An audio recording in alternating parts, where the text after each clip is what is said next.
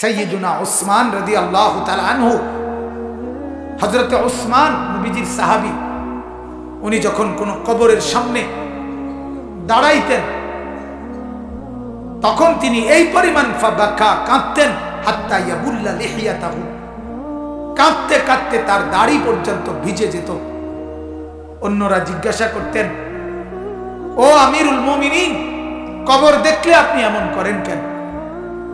তখন তিনি বললেন, তুমি জানো না এটাই তো আখিরাতের প্রথম মঞ্জিল, আউয়ালু মানজিলিন মিন মানাজিলিল আখিরাহ, আখিরাতের প্রথম ঘর, প্রথম স্টেশন।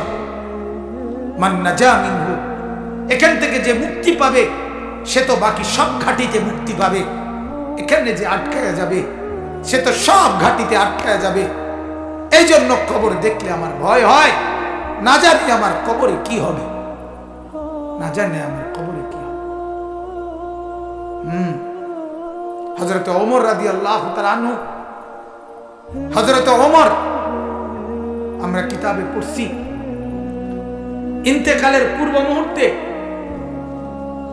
ওনাকে বর্ষা ছুরি দিয়ে আঘাত করা হয়েছিল এক কাফের বেঈমানে, নামাজ অবস্থায়, ফজরের নামাজ পড়া অবস্থায়। ওনার এমন হালাত হয়েছিল 3 দিন উনি মুখ দিয়ে কোনো খাবার দিলে এদিক দিয়ে বের হয়ে যাইত, ওষুধ পানি সবকিছু। এইভাবে ছুরি দিয়ে গাই দিছে ওনাকে 8-10টা। এরপরেও হযরত ওমর রাদিয়াল্লাহু তাআলা এই অবস্থায় মুমূর্ষ, তখন তিনি চকির মধ্যে, খাটিয়ার মধ্যে ওনাকে শোয়াইছে আর সবাই কাঁদতেছে।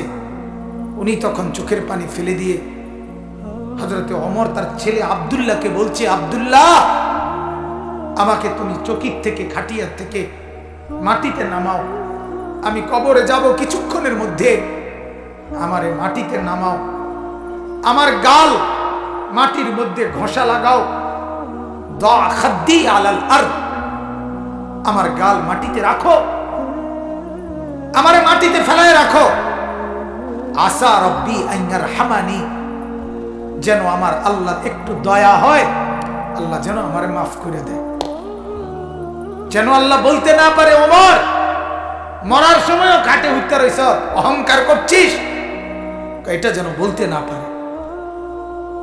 এই ছিল সাহাবায়ে কেরামের ফিকির। ভাইয়া, ফিকির।